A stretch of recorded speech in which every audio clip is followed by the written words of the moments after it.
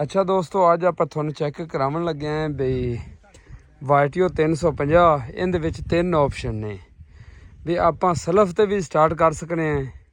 जे self खराब होवे या बैटरी डाउन है या जो भी तो फिर आप इनू धक्के ते स्टार्ट कर सकने हैं। जे धक्के तो नहीं तो फिर जनाब आप इनू गेड़े ते भी स्टार्ट कर सकने हैं। अज तुहानू गेड़े ते स्टार्ट करते विखाने हैं। चलो जी तो हुण तुहानू जनाब वैसे इन्दियां जनाब ए वेखो 2 बैटरियां रखी हुई ने ते 24 वोल्ट करंट इनू मिलदा है ते सलफ ते भी स्टार्ट हुंदा है। पर अज असीं तुहानू धक्के ते स्टार्ट करते दिखावन लगे हैं। धक्के ते भी नहीं हैंडल ते ए वेखो गेड़ा ला के जनाब बंदा स्टार्ट करदा है।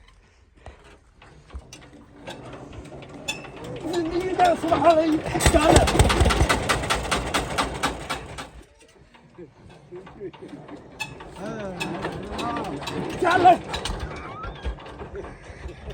चलो सीधा ही स्टार्ट हो गया सी बंदे सीधा ही स्टार्ट होया तो मैं रेस नहीं देती भूल गया। हाँ नहीं भूल गया मैं बंद च किता मैं ही हो गई। आसफ अली जी ड्राइवर बैठा है ते आ मोहम्मद अहमद है जी ये गेड़ा लावना चाहता है। गेड़ा लाना चाह ये ठाड़ दा मशहूर पीटर स्टार्टर है। जिन्ने पीटर है गए ठाड़ दे स्टार्ट करदा।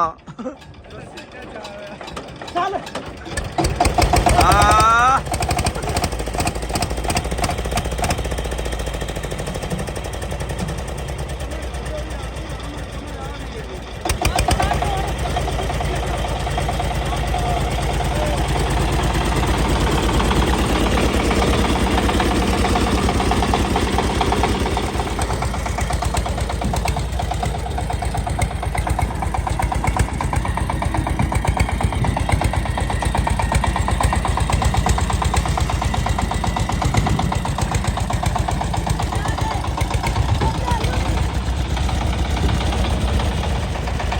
दोस्तों जोर हटावनों नहीं जोर लावनों नहीं हटता बस अगू उठन लग पैंदा है। तो बाइक आशिफ इस वास्ते अगे हो गया है कि अगू उठे भी ना।